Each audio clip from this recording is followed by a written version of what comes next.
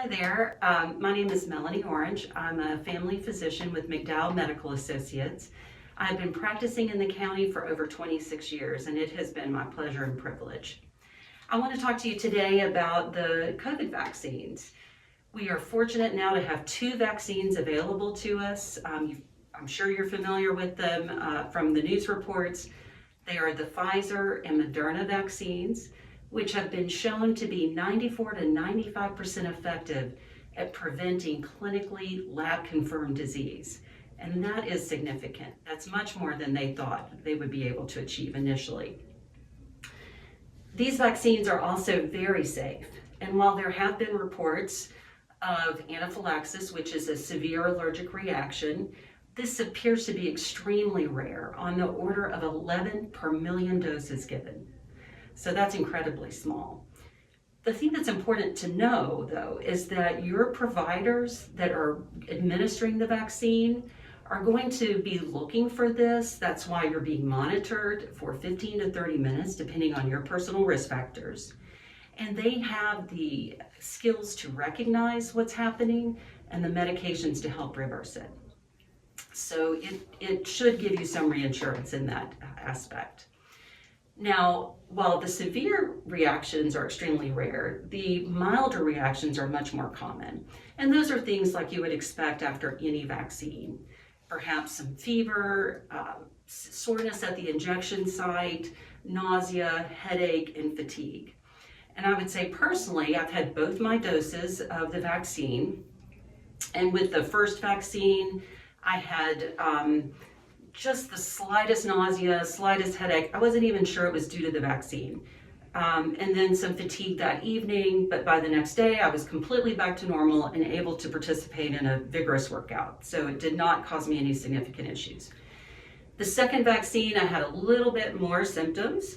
I had a little bit more nausea, a little bit more headache, a little bit of achiness in general, but nothing that I couldn't manage with a medication. I happen to have a little Zofran on hand from when I travel and for nausea, and I took some Aleve, and that pretty much took care of it. And I was able to continue work that day, and the next day completely normal. One of the things that the CDC provides, and I think this is excellent, is an app that you can connect with or a link that you can connect with called vSafe. And the providers that give you your vaccine will give you paperwork that has this information on it. But what that does is it allows the CDC to give you maybe 5 questions about what you're experiencing.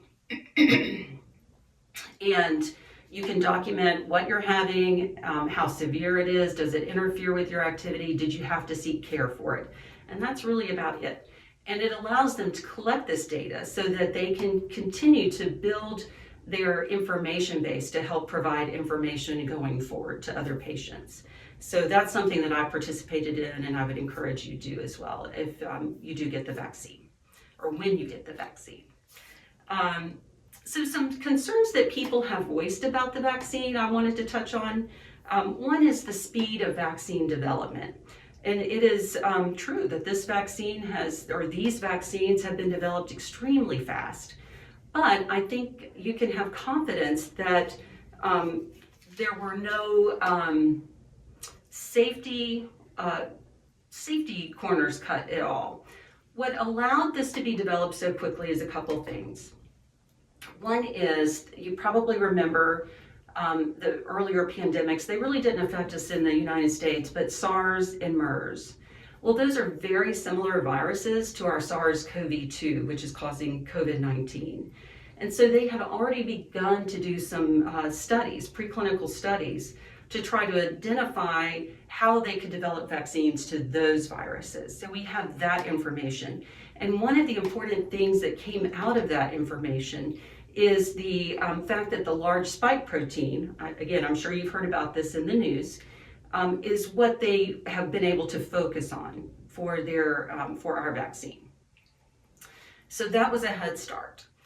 They also were able to, in those studies, figure out how to make it stronger but safer.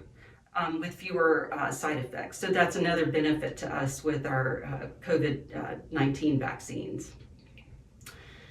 The other issue is that the reason it takes so long to develop vaccines is that these are generally private companies that are developing vaccines. And so they want to make sure at each step of the way, in each of the different phases of study, that the vaccine is safe enough and effective enough to warrant going to the next stage.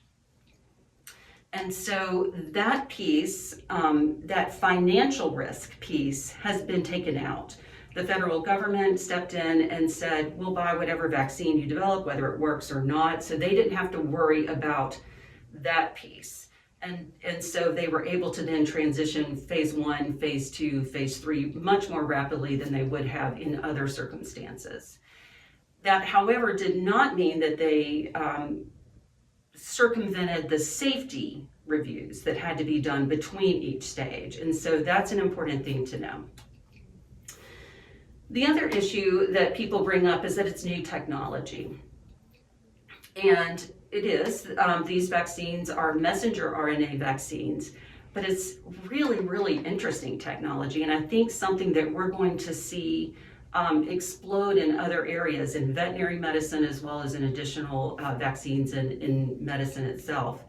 And the reason is because it's very elegant.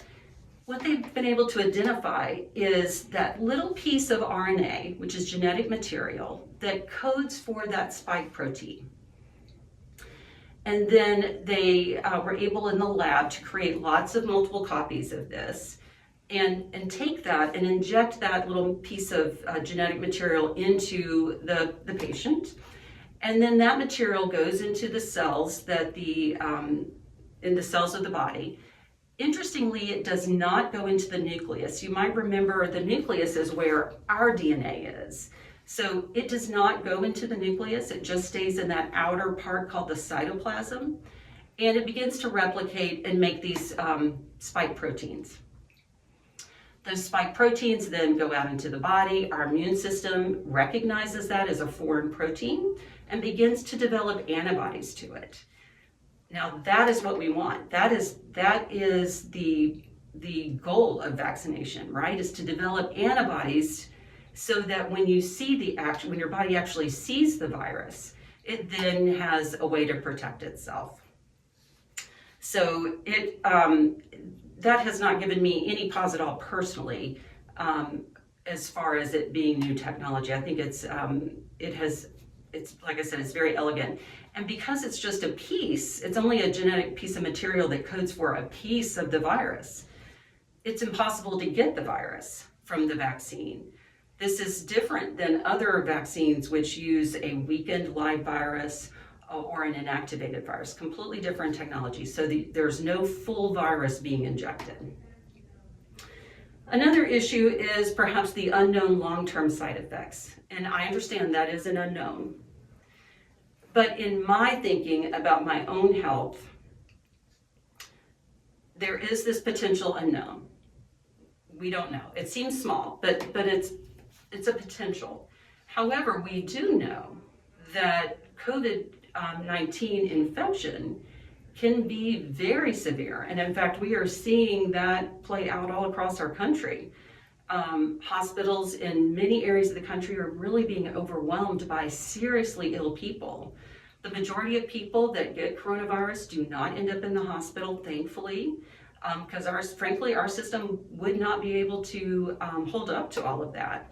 And there are certain health systems around the country which are really, really being stressed to the maximum now by their overwhelming number of really sick people with COVID. And while most people who are older or who have health conditions are at greater risk of getting serious infection, we've seen young people, people of any age group who apparently have no other underlying health conditions get extremely sick and or die.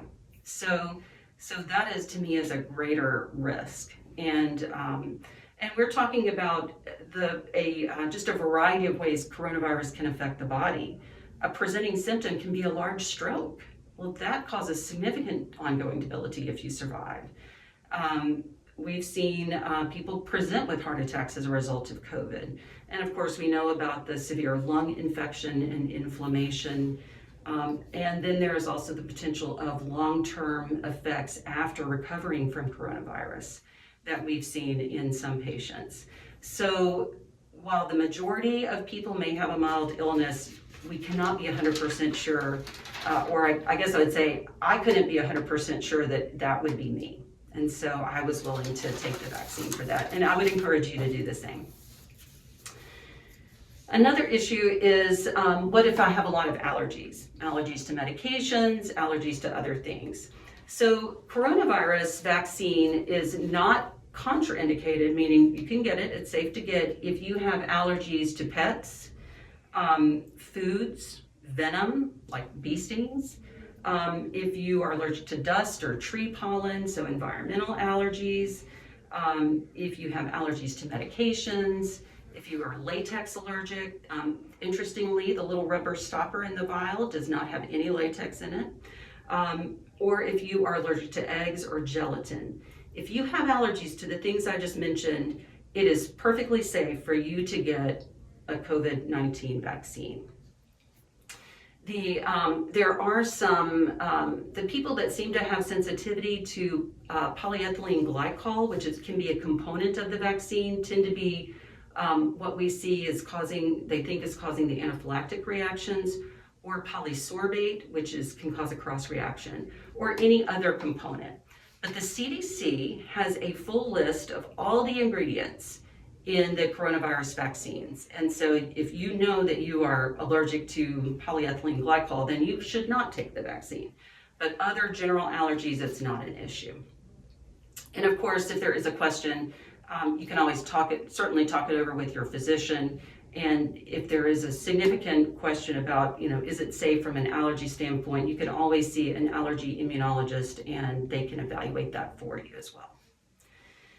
So what do we not know about the vaccine? Well, the things we don't know is how long does this immunity last?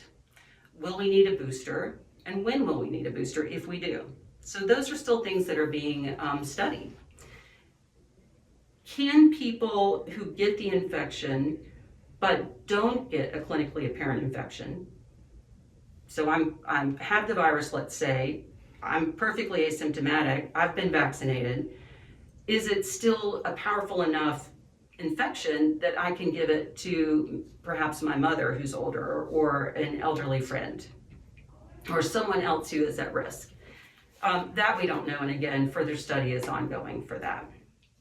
And then there may be some populations that were not in groups, or population groups that were not particularly represented in the studies, and how effective will it be in them. And again, I think that's why it's important, if you do get the vaccine, to participate in the Be Safe and program. So all that is to say, it will still be important to, even after you get the vaccine, to follow the 3 W's, wash your hands, wear a mask, those are very important, and then waiting that 6 feet apart, keeping that physical distance between you and another person, not of your household. But in closing, I would like to encourage you to get the vaccine when your opportunity comes up. Doing so will be a significant step in helping to move all of us forward out of this pandemic and back to a more normal way of life.